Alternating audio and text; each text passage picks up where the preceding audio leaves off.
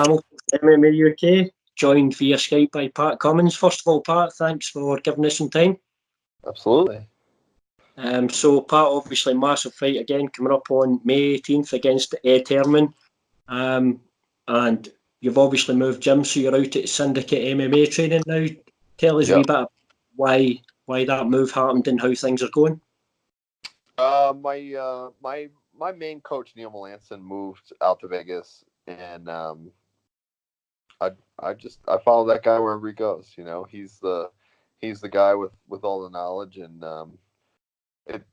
Vegas has really worked out nicely. You know, the guys at Syndicate have been great. There's a lot of decent training partners, and then obviously the Performance Institute is right down the street. So been doing a lot of my strength training and recovery stuff there, and the PT work. So it's great. You know, it's kind of added a little revitalization to me. You know, I'm starting to get up there in the years. So every little bit I can do to preserve that losing that half step. You know, that's I'll do it. And that's one thing I was going to say. You're obviously out in Vegas having basically the PI in your front door. How has that been, having a facility like that? Oh yeah, it's been great. I mean, those, you know, obviously they'll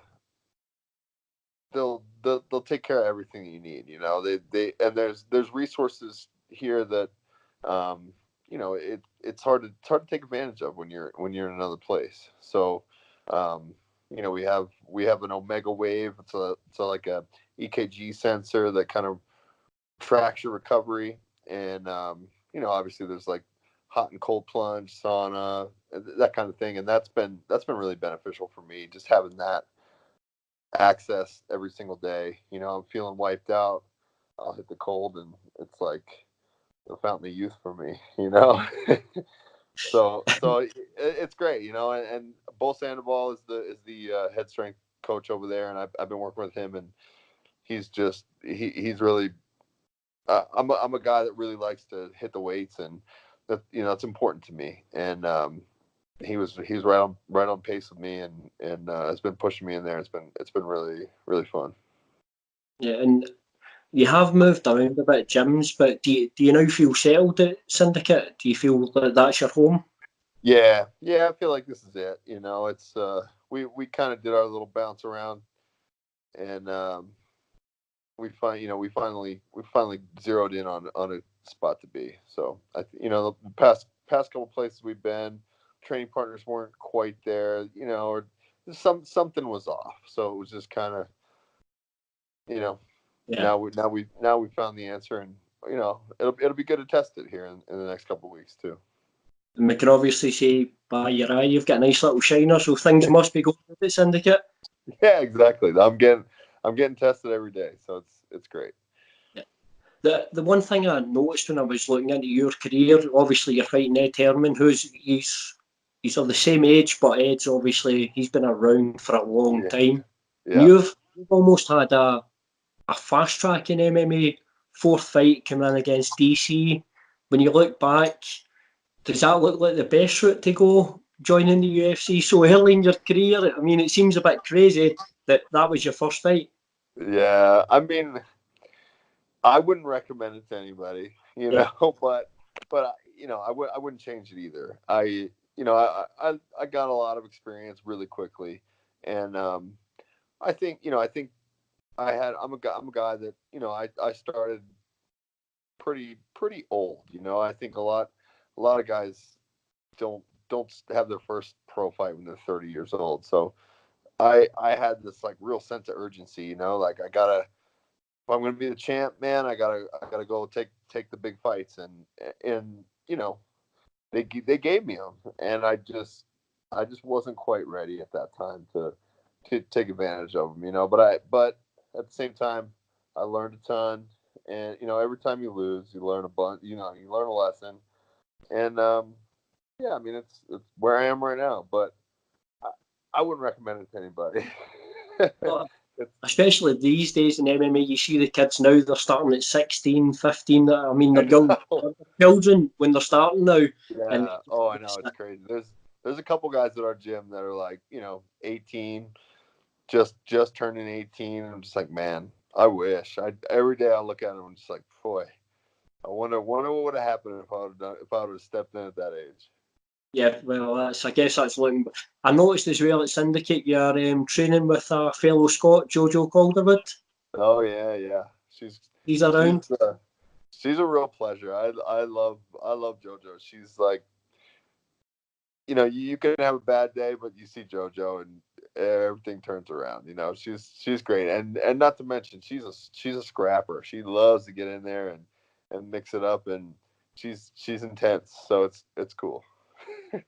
And so, obviously, just to move on to the fight against Ed, obviously, you didn't have the best 2018 last year, so I'm assuming you're looking to rectify that. Obviously, Ed as well, a veteran, he's coming off a 3-fight losing streak. When you look at Ed coming off that 3-fight losing streak, do you feel that may make him more dangerous in the fight? Yeah, I mean it's I think it's pretty similar for both of us. We both need a win.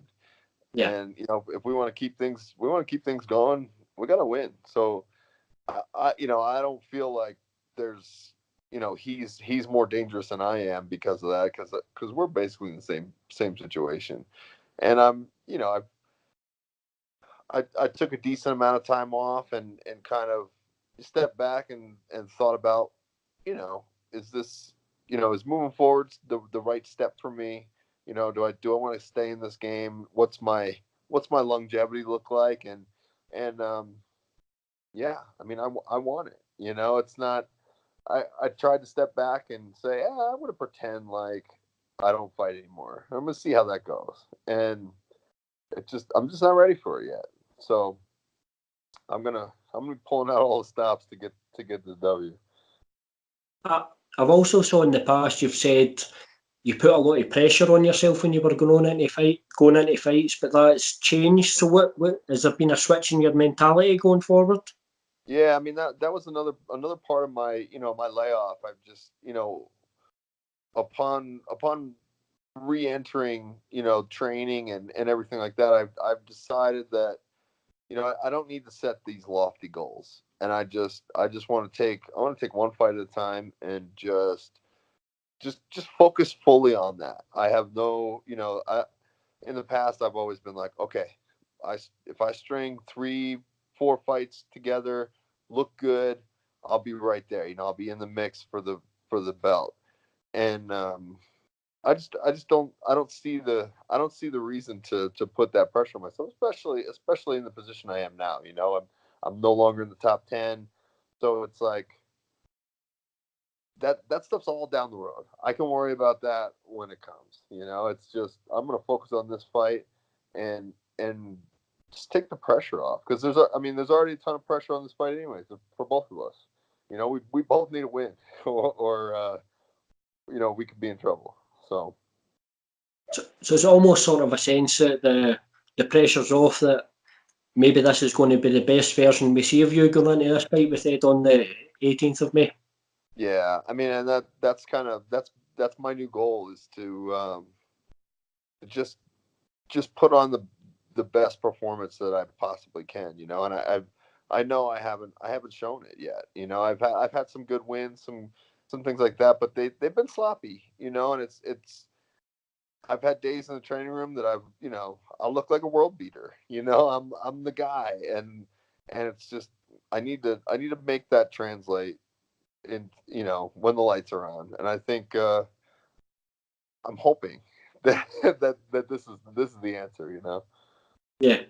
I mean, for people maybe watching this interview, that's something I hear a lot from fighters, that you see guys in the gym who are amazing. But how difficult is that going from the gym to actually under the lights of the UFC, the biggest organisation? How hard is it to switch on under that pressure?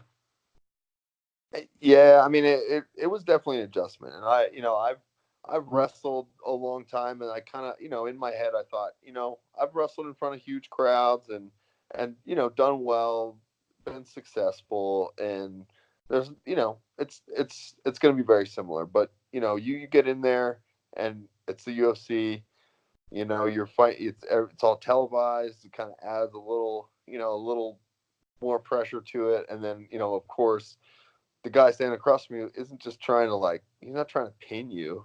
He's trying to take your head off. So it's it's a little different. It's not exactly the same, but at the same time, that experience from wrestling has definitely eased me into that. But it did, it took 2 or 3 fights before I was really comfortable in there. And we'll just get you out of here on this part. Just lastly, I wanted to ask you about, obviously you're fighting in ESPN Plus. How big a thing do you think that is for MMA? The fact that it's went from Fox and now MMA is on ESPN, the biggest sports channel in the world.